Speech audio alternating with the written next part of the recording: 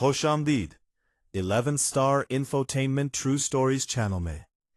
यहाँ हम आपके लिए लाते हैं सच्ची कहानियों पर मबनी वो दास्तानें जो ना सिर्फ आपका दिल दहला देंगी बल्कि आपको इंसानी फितरत के छपे हुए पहलुओं से भी रोशनास करवाएंगी। हमारा मकसद सच्चाई को सामने लाना और मुआशरे में छपे इबरतनाक वाकयात को आप तक पहुंचाना है। जुड़े रहिए हमारे साथ और जानिए हकीकत की तल्ख परछाइयां। सन 39 का दौर था जब पंजाब की जमीनें सोना उगलती थीं और इंसानों की पहचान उनकी जमीन से होती थी। कोट नूर के गांव में चचा जोमन की हवेली एक किले की तरह खड़ी थी, जिसकी दीवारों से शराफत और वजादारी की खुशबू आती थी। चचा जोमन इस इलाके के मौरूसी जमींदार थे, जिनके पास सैकड़ों एकड़ वो जमीन थी जो उनके बुजुर्गों ने बड़ी मेहनत से हासिल की थी। ये जमीन जोमन की अपनी मलकियत थी, उनके नाम पर दर्ज एक ऐसी विरासत जिस पर किसी दूसरे का कोई कानूनी हक ना था। चचा जोमन के घर में एक ही बेटा था, लिखो। वो अपने बाप का अक्स था, वही खामोशी, वही मेहनत और वही वफादारी। जोमन ने अपने मरहूम भाई के बेटे माझू को भी अपने बेटे लिखो की तरह पाला था।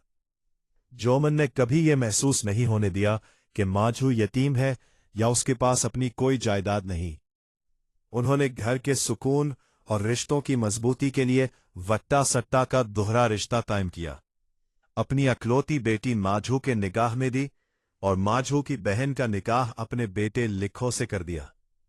उन्होंने सोचा था कि इस दोहरे बंधन से जायदाद और खून के रिश्ते हमेशा के लिए महफूज हो जाएंगे। मगर इंसानी फितरत के अंदर कभी कभी एक ऐसा अंधेरा जन्म लेता है जो बाहर की तमाम रोशनियों को निगल जाता है। माझू के दिल में वो अंधेरा हसद और लालच की सूरत में पल रहा था। वो जब भी हवेली के बुलंद दालान में बैठता, उसे ये एहसास सताता कि इस वसीओ अरीज जमीन का मालिक वो क्यों नहीं। उसे चचा जोमन की शफकत में एक किस्म की हाकिमियत नजर आती थी। वो जोमन के सामने सर तो झुकाता, मगर उसके दिल में इंतकाम की आग भड़कती थी। वो सोचता कि अगर ये जमीन किसी तरह उसके कब्जे में आ जाए तो वो इस इलाके का सबसे बड़ा चौधरी बन जाएगा। हिस्सा दोम, ठेके की तकरार और शैतान का गलबा। वक्त गुजरने के साथ साथ माझू के लहजे में तल्खी आने लगी। एक दिन जब चचा जोमन नहर किनारे अपने खेतों का मुआयना कर रहे थे, माझू वहां पहुंच गया। उसने हकारत से जमीन की तरफ देखा और कहा, चचा, इस साल जमीन का ठेका मैं अपने नाम करवाऊंगा। आप बूढ़े हो चुके हैं, अब आपको आराम करना चाहिए और ये बागदौड़ मेरे हवाले कर देनी चाहिए। चचा जोमन ने अपनी पगड़ी दुरुस्त की और धीरे से मुस्कुराए, माझू पुत्र, यह जमीन मेरी है और मैंने उसे अपनी जान से भरकर संभाला है। अभी तुम जज्बाती हो, जमीन के मामलात बड़े पेचीदा होते हैं। जब सही वक्त आएगा मैं खुद सब कुछ तुम्हारे और लिखो के हवाले कर दूंगा। अभी तुम सिर्फ सीखो। जोमन का यह कहना माझू के लिए किसी गाली से कम न था। उसे लगा जैसे जोमन उसे हमेशा अपनी ज्योति तले रखना चाहते हैं। उसने वही दिल में फैसला कर लिया कि अब वो मांगेगा नहीं बल्कि छीन लेगा। वो ये भूल गया कि जोमन ने उसे पाला था। वो ये भूल गया कि जोमन उसका ससर भी है, और वो ये भी भूल गया इसका बचपन का साथी और बहनोई है। इसकी नजरों में अब सिर्फ जमीन के वो कागजात थे जिन पर जोमन का नाम दर्ज था।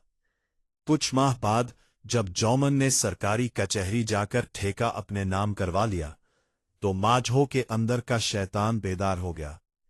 उसे लगा कि अब उसके पास खोने को कुछ नहीं रहा। वो रातों को उठकर अपनी कल्हाड़ी की धार तेज करने लगा। उसकी बीवी जोमन की बेटी अक्सर उससे पूछती कि वो इतना परेशान क्यों है, मगर वो खामोश रहता। उसकी खामोशी के पीछे एक हौलनाक तूफान छुपा था। हिस्सा सोम, वो सियाह रात और खून आलूद दालान। वो रात कोट नूर की तारीख की सबसे भयानक रात थी। आसमान पर बादलों का घेरा था और हवा सर्द थी। हवेली के पुराने दरवाजों से निकलने वाली आवाजें किसी मातम की तरह लग रही थी।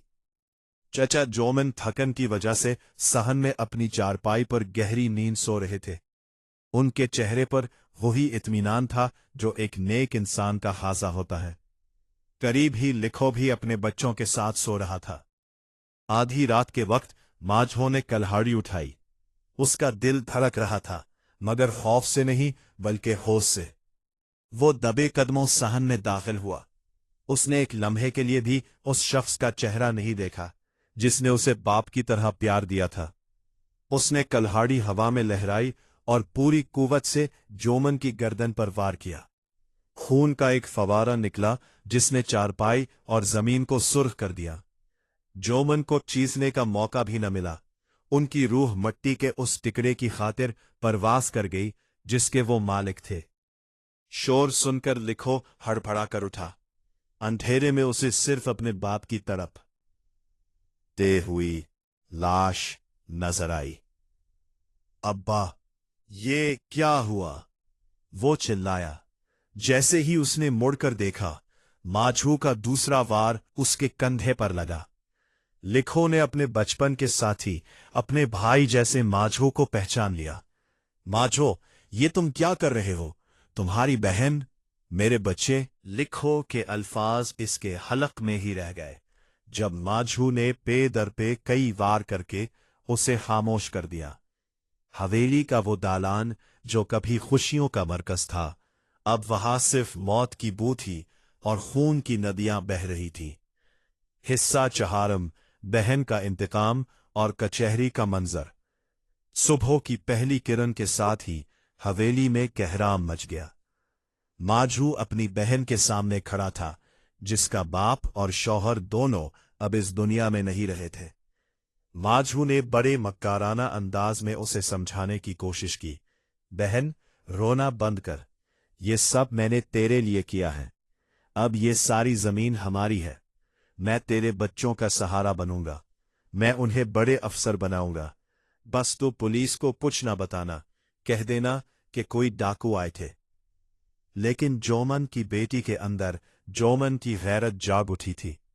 उसने अपने भाई के खून आलूद हाथों को देखा और फिर अपने बच्चों की यतीमी को। उसने बुलंद आवाज में कहा, जिस भाई ने मेरे सहाग को जब्त किया, वो मेरे बच्चों का सहारा कैसे बनेगा? तू जमीन का भूखा है और जमीन ही तुझे निगल जाएगी।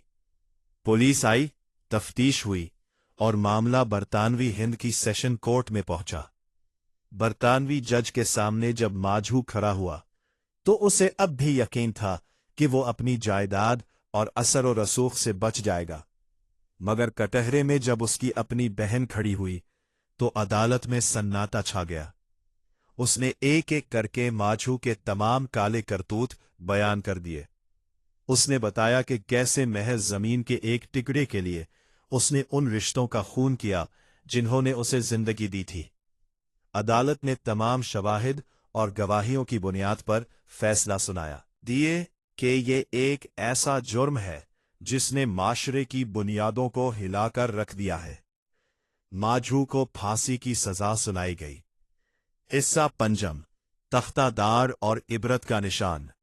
जेल की कौल कोठरी में माझू के पास अब सिर्फ पछतावा था। उसे वो तमाम लम्हे याद आ रहे थे जब चचा जोमन ने उसे अपने कंधों पर बिठाया था।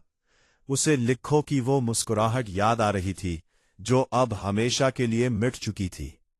उसे एहसास हुआ कि जिस जमीन के लिए उसने ये सब किया, वो जमीन अब भी वही है, मगर वो खुद मौत के मनह में जा रहा है।